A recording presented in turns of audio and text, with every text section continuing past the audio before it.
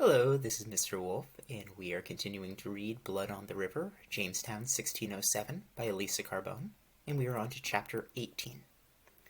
You did promise Powhatan, what was yours should be his, and he the like to you. You called him father, being in his land a stranger, and by the same reason so must I do you. And fear you here I shall call you father? I tell you then, I will. And you shall call me child, and so I will be forever and ever your countryman. Pocahontas, speaking to Captain John Smith when they met in England in the year 1616 or 1617, quoted by Smith in the General History. When I lived on the streets of London, I was a loner. It was me against the world, but coming here to Jamestown has changed me. I have learned to depend on others, especially Reverend Hunt, Captain Smith, and even Richard. I have learned the importance of standing together, of cooperating. My circle has become bigger. Now that this fire has changed all of us, our houses, our food, even our blankets and extra clothing are gone, and it has turned cold, bone-chilling winter cold, and yet we have not all starved or frozen to death. Instead, our circle has become bigger. The day after the fire, Pocahontas comes again with several men from her tribe. They have seen the smoke and are here to see if we are all right. Pocahontas runs to where Captain Smith's cabin used to be. I follow her. She stands among the ashes, bends down and sifts through a pile of burnt wood. When she stands and looks at me, her eyes brim with tears. "It is all gone," she says. "Captain Smith's house, his bed, his mirror, his beard-cutting knife, all gone." I nod. She blinks and tears run down her cheeks. She wipes them away quickly. "Captain Smith is now my brother, my countryman. My father will send gifts to help." She says it with such authority that I am reminded that this is not just a little girl, but a princess. The Powhatan people, who we have at times considered our enemies, now treat us as their own. They bring us deerskins and bear furs to keep us warm. Every few days they come in canoes laden with meat and bread and corn as gifts. We start to rebuild right away, with everyone working hard. We make the fort bigger, giving it 3 new walls where the one wall had fallen, making it 5-sided. We begin again to build houses.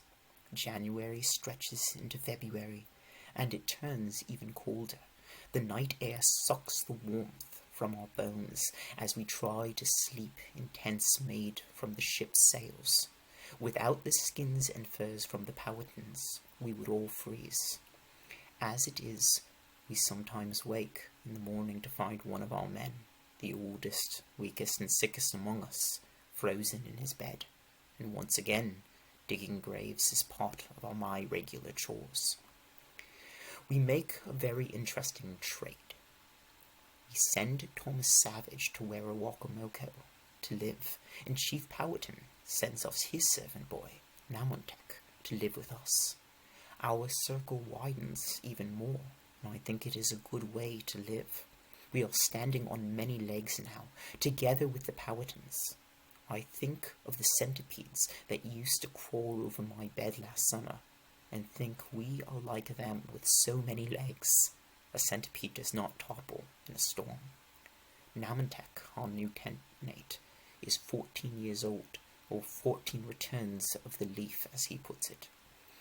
Because he is a servant, he wears no copper or pearls. In fact, he wears no mantle, even in the cold weather, only leggings and breechcloth. Namontek has bright eyes and a quick smile. He is taller than I am, and strong-looking too. I certainly wouldn't want to race him. I'm sure he could beat me by a mile. Reverend Hunt says it is very good that Namontek has come to live with us. The Reverend has been impatient to win the souls of the natives for Christ. "We will teach the boy English," Reverend Hunt says, and then I will tell him the good news of Christ, and he will bring that message to his people. And so Reverend Hunt spends each morning teaching Namantek a few English words. Namantek teaches me more Algonquin words as we work alongside each other with the house building, and I am getting much better at the language. One day we are splitting clapboard, and he shakes his head. "Our houses are better," he says in Algonquin. He has been telling me almost daily that things are better at his home, and I'm not surprised. "We don't take big trees down to build our houses." He goes on to tell me how their houses are built with frames made from thin saplings. The walls and roofs are made of mats woven from rushes. He says they are much warmer than our drafty houses. I try to imagine his village, Wakamoko, and hope that soon I will be allowed to be one of Captain Smith's exploration trips, so that I will see an Indian village for myself. Namantek shakes his head again and frowns. "Our tribe is better than your tribe," he says. "Your tribe has no women. I do not understand why Chief Powhatan brought you into the Powhatan Empire. A tribe with no women and children is not worth much." My jaw drops. "Us? In Powhatan Empire?" I ask in my halting Algonquin. "Yes," Namantek says, with the patience one uses when explaining something to a small child. "Captain Smith was adopted into our tribe. He became a son to Chief Powhatan. Captain Smith is your ruler, your werowance, so now your tribe belongs to Chief Powhatan. You are Powhatan people. What happens to one of us happens to all of us. That is why we took care of you after the fire." "Captain Smith adopted?" I squeak. Namantek nods. "He died as an Englishman and came back to life as a Powhatan man." I picture Captain Smith at his head held down on a rock, with men ready to bash his brains out. Or were they? "Pocahontas make Captain Smith no death?"